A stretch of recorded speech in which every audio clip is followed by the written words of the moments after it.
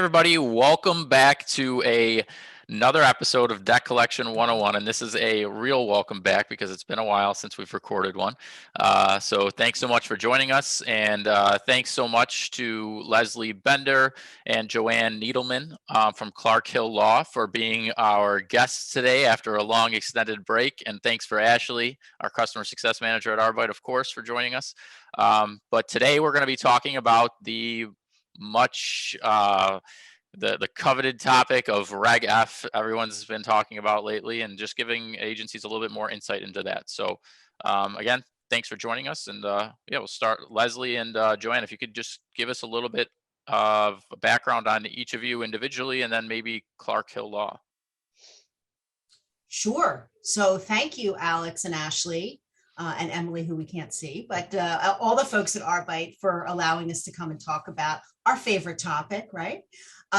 So a little bit about me. My name is Joann Needleman. I lead Clark Hill's Consumer Financial Services Regulatory and Compliance Group, and we do all things consumer finance regulatory. But I know many of you are probably watching. I know you from the ARM industry. That is a big focus of what we do. But financial services regulation, especially on the consumer side, encompasses a lot of things. And I think obviously the big story in the last year, since certainly really in the last 5 years, is the idea that we finally will have some regulations around the Fair Debt Collection Practices Act. I've been in the industry a very long time. I'm not going to give dates. I was the former president of the National Creditors Bar Association from 2013. Fun fact, at that same time, my lovely colleague was also president of ACA. So I don't know whether there's been a dual woman force in these trade associations and any other time in its existence. So we need to change that. I also served on the CFPB's Consumer Advisory Board, which really gave me a lot of insight to the Bureau, especially during a time where it was very consumer protection focused, very progressive, which I feel that we're heading into again. So I think we have some good perspective on that. And again, thanks to Arbite for inviting us. This is really a pleasure. Yes, thanks for having us. I was very lucky that my path crossed with Joann again about a year ago, and we've joined up and we are working together, and we've been very fortunate to work on regulatory matters and transactional matters, due diligence matters, urgent matters, litigation management, you name it. We have had a whirlwind of a year so far, and we are appreciative of Arbite for having us and for the industry for supporting us. So what we'd really like to get into today is to talk about, while we were all on the last day of ACA's first in-person annual convention, really, since before the pandemic, on the very last day, the CFPB was kind enough to let us know that after floating a request for information, they determined that they are leaving the November 30th effective date in place for Regulation F. So for anybody that was wondering if there are going to be grace periods or a phase-in, or if the rule has been changed in any way since its final publications in 2 parts, no, the rule is what it was for the time being anyway. And the effective date is a for real effective date. Joann and I have got a lot of questions about what that means from the industry. That means that on November 30th, when you wake up that morning, all your ducks should be in a row and you should be compliant. Now, that may seem fairly simple on the surface, but to the extent that you work with various vendors, you will also need to know that when they wake up on November 30th, they are supporting you in a Reg F compliant manner, that they understand how they interrelate with you and harmonize with you. And to the extent that any of the ways in which you exchange data with creditors and so forth, all those aspects of the operations that you conduct need to be in place. So Joann, I know we've gotten a lot of questions about, well, what does that mean? So for example, letters. Would our letters that we send out on the 30th need to be compliant, or is that too late? Or, maybe Joann, you want to speak to Yeah, that? well, our dear friend, who we all know and love, John Bernard, says, you need to be thinking about this today. Actually, should have thought about it in October and December. But, I think the first thing that we can say is if you're not thinking about it now, you're a little late, and you need to start thinking about it and internalizing this. And as Leslie said, dealing with your vendors and your clients immediately. As far as letters, to me, that's the single most significant change that the CFPB has made with respect to Reg F. And I think what's important, and as we've spoken with a lot of clients, I really don't want to call them letters because they're not. They're notices. They are federally mandated notices. I say it's almost similar like a proof of claim in the sense that, you have a form that you need to fill out. And the Bureau has basically said, use our form. While you can do something substantially different, undefined, know that, or you can do something substantially similar. However, if it's not, you won't get the safe harbor protections of what that form can mean. And we can talk about that a little bit. But the form, the model notice validation form, is probably the single most thing that you need to be working on, because quite frankly, on November 30th, when you turn the key and walk into your office, if you don't send the form, that is a clear indication to everybody out there, regulators, attorneys, consumers, technically, that you have not complied with Reg F. So you need to be working on this form immediately. Now, okay, fine. You say, I'll get the form and I'll fill it out. Not so simple, especially for larger agencies who work with letter vendors, work with larger clients who are placing thousands upon thousands of accounts in a given day. And there are work standards that require you to either send out those letters as initial communications, or as you know, those notices need to be sent out 5 days after a communication with a consumer. It's not so simple. And if you haven't looked at the form yet, please go on the CFPB's website or pull the rule. I'm sure that you've seen it. But there's going to be a lot of coordination that you are going to need with your client, especially as it relates to the balance of what you're going to ask the consumer to pay. That was the biggest change that we saw in this rule, because remember, all 1692G says is you have to disclose the amount of the debt. And we all said, well, what does that mean? Well, now the Bureau has told you what it means, and there are certain dates that you need to start from to calculate that balance. And then there is required disclosures that you need to make to the consumer of fees and costs that have been paid from that date as of the date of the notice that you're sending. And then you have to give them total. So you basically have to do a table of this is what you owed as of a certain, we call it the itemization date. Here's fees, costs, interest. Here's some maybe payments that you've made. And as of the date of this letter, this is what you owe. And there's other disclosures that you have to provide to the consumer. The other big difference is, as we know from the standard model validation letter, is it said in the statute, contact us within 30 days of receipt of this letter. What does that mean? I mean, we know with the mail now in the pandemic, sometimes, I don't get a letter from a friend of mine. I don't get any mail, but anything, sometimes I don't get bills for weeks if I'm getting a paper bill. So now you have to provide a validation end date. And at a minimum, it has to be 30 days or plus 5 business days to say to the consumer, if you don't respond by this specific date specific, then we will assume the debt is valid. So that is a huge interpretation by the Bureau, and you have to coordinate with both your letter vendors and your clients about what that date's going to mean. Yeah, that's really great. We didn't even have to ask our question. That was our question is what's the biggest change Reg F is bringing to our industry? And it seems like you guys hit that right away. So that is great. Would you say there's any other big changes besides the letters that they should be aware of though? Definitely.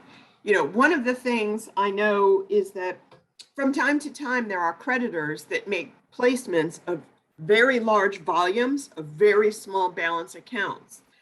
And there has been a strategy in collections that has caught the attention of the CFPB, and that is what they call debt parking or passive debt collection. So when the creditor would place a very large file of very small balance accounts, the collection agency, consistent with the National Consumer Assistance Plan, of course, would then credit report everything first.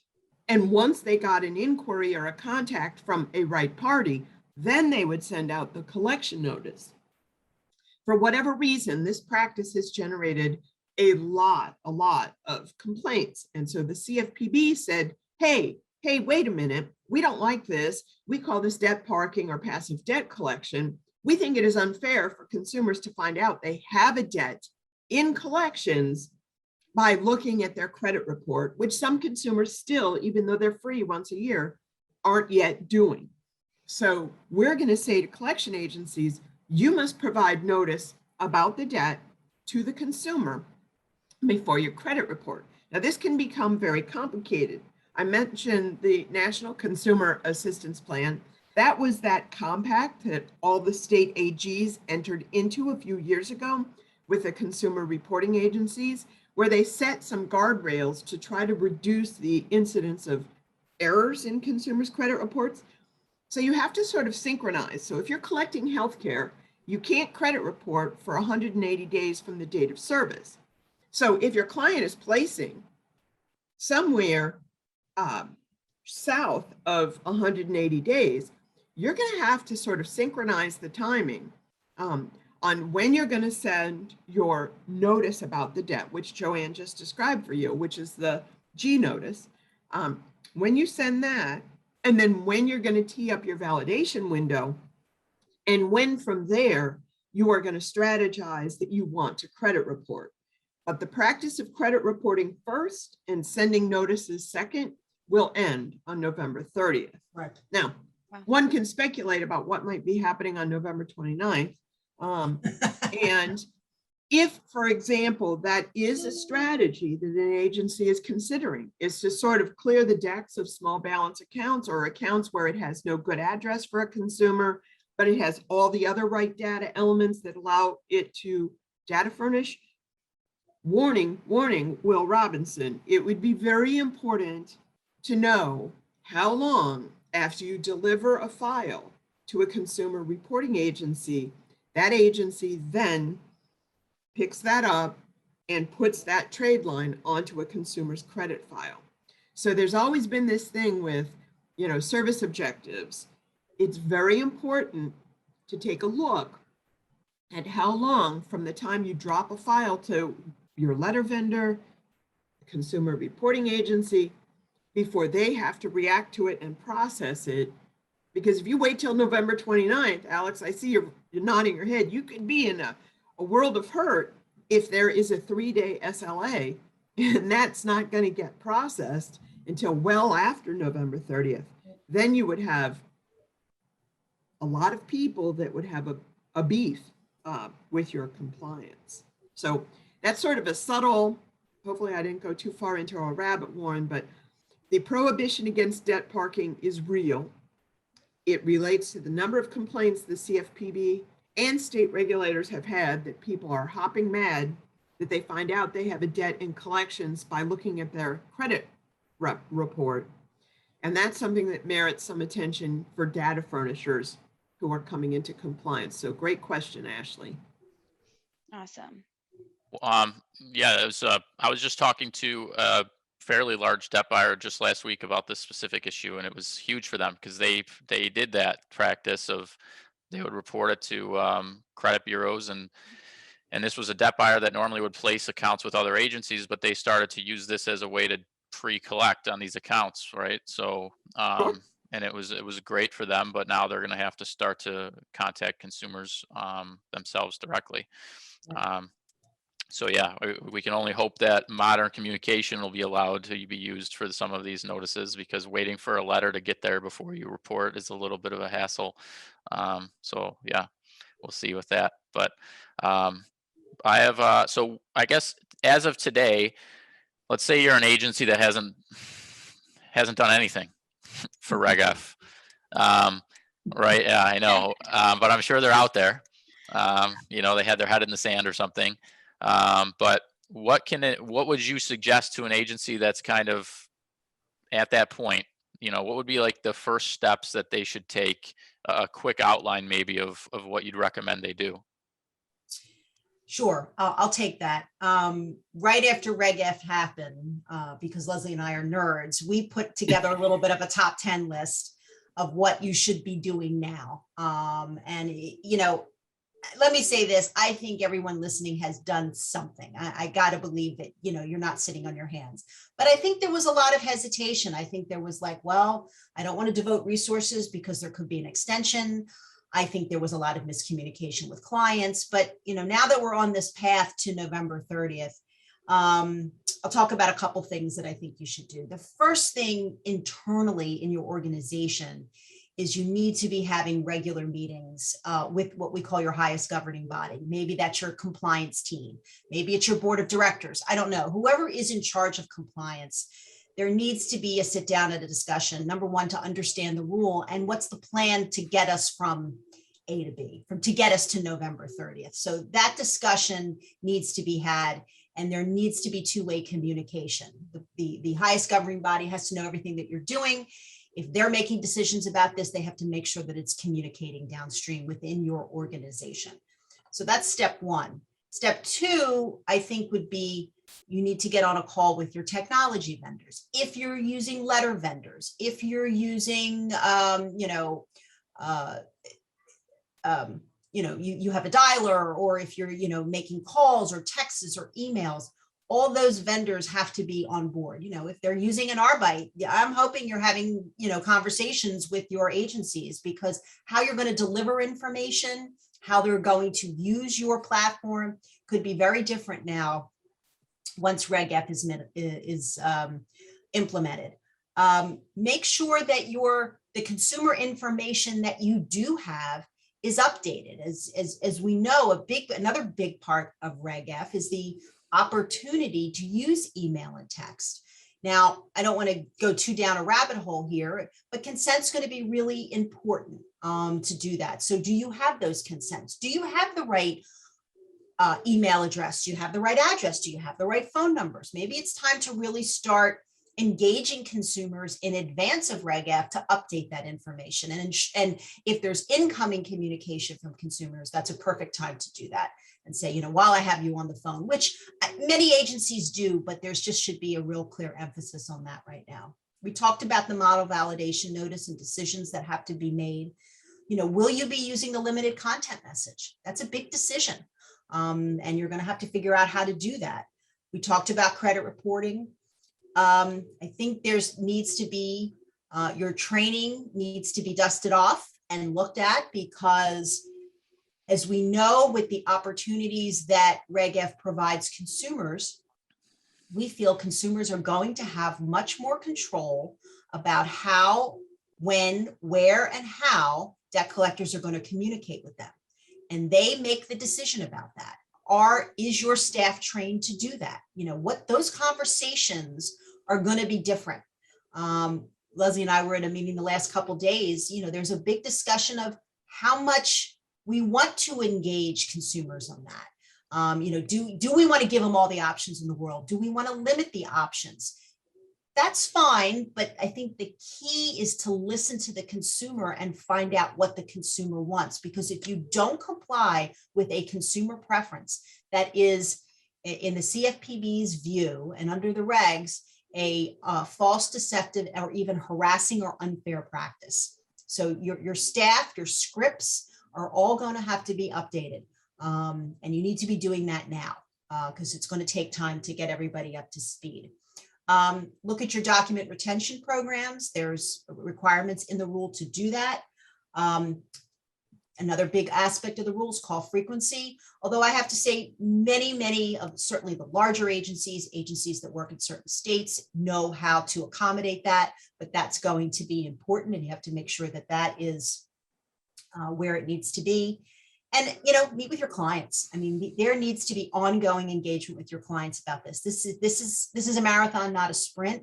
But most importantly, certainly on November 30th, when the switch goes on, your clients and you need to be on the same page. And there may be decisions you as an agency are going to maybe have to make without your clients if you're not getting the cooperation that you need. So that just gives you a couple tips, to be looking at now. And I think that back to the training point Joann made, it's very important. Many agencies have taken the position that if you have a right party contact and the consumer says, don't call me anymore, that account would be coded as a cease and desist, but not so much in the new world.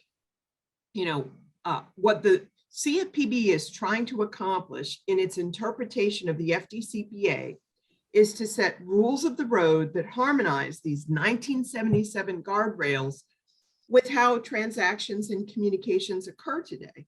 And they want to assure, and they believe they have set the stage to assure, that collection agencies will be collecting the right amount from the right consumer per that consumer's communication preferences. So those are the three objectives that the CFPB believes that a good debt collection operation should accomplish in every contact with consumers. Right. So if through your training, you can convey that three-part mindset, which seems simple and may not always be so easy to apply when a third party is calling and then that third party is claiming that they are entitled to speak on behalf of the consumer or whatever. But to the extent that we can pick up that drumbeat of those three items and continue to, season all of our operational activities with those 3 points, I think that will move the needle. What we have seen, certainly in the short 38 years of my career in the business, is that consumer advocates are quite nimble in adapting to a changing legal environment. They have exceptional communication strategies among themselves, and they are passionate about protecting the rights of consumers. As a result, I would expect that consumers will be receiving input about how to change their communication preferences and so forth. And a little hidden landmine in the rule, or maybe not so hidden, is there is no grace period to process a consumer's changed communication request. So if I talk to Ashley on Monday and I tell her, I only want you to call me on my cell phone, and Ashley quickly and diligently updates the record, and then a day later I call and Alex picks up the phone and I say to Alex, I do not, thank you for the call on my cell phone. In the last 13 seconds of the call, I say, I revoke my permission for you to call me on my cell phone. If Alex is not keenly listening and doesn't understand, or if Alex puts that note in, but it takes his support team 15 days to process that change in communication preferences, another outgoing call could be made to me on my cell phone that technically violates my permissions because of that processing time issue. There is no protection in the new rule for that processing time. So that's going to have to influence your operations and how you are going to make sure that your frontline folks, the people that are actually interacting with consumers, listen for those changes, put them in the system correctly. Maybe you would tune up your voice analytics to listen for those too. And to assure that any changes you need to make between your collection system and your telephony or whatever resources you use, essential, because there is no grace period to process a consumer's changed communication preference. Yeah, that's a huge struggle I think I can see agencies having to handle today because, well, I know firsthand how difficult a real-time integration is with your telephony system and your CRM for your collection software. And smaller agencies in particular have a huge challenge here with this because they're using a lot of different companies and a lot of different vendors for each of these. So yeah, that is a giant challenge, and a lot of that falls on us as software vendors, though. Nothing on the agency's end that makes that difficult. It's a lot of the software vendors need to understand that, right? And do what's best interest of the agency at this point. So I hope that we can, this maybe speeds up some integrations. That would be awesome for us and for agencies. But yeah, so That was a so good list. yeah, I'm gonna actually attach that list to this video if we can, because I I'll think that would send be you the link. awesome. Sure. I'll send you So, the link. Sure. No problem. So, do you think that there's going to be any changes made to Reg F? With maybe changes that might happen with the CFPB's leadership? Do you think agencies can safely assume what they have now is going to stay for a while, or what is your take on that? Yeah, the process of changing rules is not instantaneous. There's notice and comment opportunities like we saw with the proposed rule. Certainly regulations are a bit more nimble than statutes, but regulations can change, and sometimes they can change for the better. For anybody on the call that is in the mortgage service business, you remember when TILA RESPA came out, I think 5-6 years ago. That was a sea change for the mortgage service industry. And they went through, iterations of TILA RESPA, and it was amended 5 times. And one of them was an instance involving the FDCPA, because RESPA required mortgage services to provide consumers with opportunities for loss mitigation. Well, if the debt was in default and the consumer asked for a C&D, how do you comply with RESPA? So, sometimes best intentions and statutes can cross, and you come up with a conundrum. And what do I violate one to comply with the other? That happens all the time. I think it's really important. I think safely, as of November 30th, agencies should look at the rule and follow it to the letter of the law. If changes are going to be made, the Bureau is going to have to put out notice and comment saying this is what we propose. So you're looking, it's not going to be I'll wake up in the morning and something is different. There's going to be a whole process. That's what administrative law does. But I think that could be really, I think you need to look at it as a positive, not a negative. And I also think it's important for industry to be communicating with the Bureau from November 30th on to tell them what's working and what's not. We don't know. And that's why Leslie and I were both very pleased to see the Bureau not delaying the rule and moving towards implementation. We can't keep kicking this down the road. We have to start and let's see what works. We've been waiting for 40 some years to have some sort of regulatory scheme about what to do. So let's see what works. Maybe the model validation notice is an utter failure. I have no idea. Maybe using email and text works perfectly and consumers are loving it. Maybe complaints go down. So we need to be tracking the results, the end results of how this rule is extremely carefully, and communicating with the Bureau through our various trade associations on a consistent basis. And I think, Alex, you're asking the exact question that other CEOs like yourself are asking. Mm-hmm. Because collection agencies, generally speaking, operate on fairly thin margins, and to pivot and to start doing, all out updates and so forth, and re-examining how data flows and things of that nature are costly, and they have opportunity costs. So you are asking exactly the question I think industry is asking. And I think that it is fair to say that in the last 7 years, the CFPB has been very rigorous in setting the table for this new rule. Yeah. They have conducted focus groups, extensive focus groups on the model letter. They have implemented a no action policy, which is in the official commentary. And although we've gotten some signals that perhaps the new old leadership of the Bureau may not be as receptive to no action letters or sandboxes to test things out as under the prior director, it is still a component of the rule. So you're asking the right question, and we need to all be prepared as compliance professionals to have the right answers for people and to help people set priorities, because, like any significant change, you can't untether for the shore if you have no destination.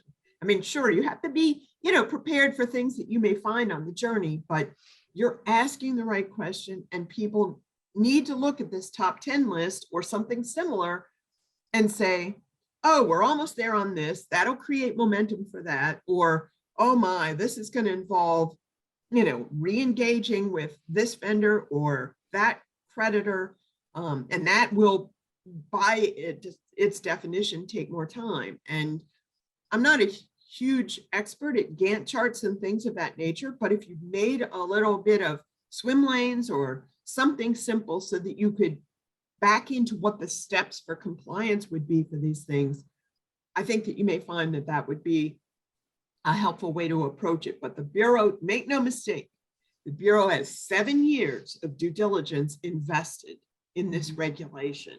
Mhm. And while we may see other regulations, I think the time has come where they want that to go into effect, and they will enforce with that as a bright line, beginning on December 1st, if not November 30th. Right. Good. Well, that's reassuring then for, I think, agencies to hear that it's a lot of effort. I mean, some people might not know, I guess, agencies who weren't following along too carefully, that there was a lot of effort on the CFPB's part to make these rules. And, even if it's just, they're not just going to scrap it and willy-nilly change it. So that's good to hear. And I think that is the last of our questions that we have for the two of you. So We'll have to get this video out ASAP. We only have 3 months to help these agencies if they hopefully did not start yet, which hopefully they are not. I think a lot have. It's been a topic for sure. So, Yeah. but thanks, Leslie. Thanks, Joann. Thanks, Ashley. Thanks, Okay. everyone, for watching. I appreciate it. Do you have anything else that the two of you'd like to add before we wrap it up? Thank you for this opportunity. We love to have the opportunity to engage and to hear from, important industry influencers like you, because that helps set the stage for us for how we should prioritize. So thank you for taking the time, and thank you for this privilege. I don't know about that important part, but you're welcome. Thanks for coming on. I appreciate it. We So, definitely learned a lot, and yeah. thank you guys. Thanks so much. Thanks everybody for watching. We'll link some of the top 10 suggestions below, as well as contact information for Leslie and Joann, if anybody wants to get a hold of you for maybe more detailed answers to questions they have. But yeah, thanks so much for watching, and we'll see you next time. Bye.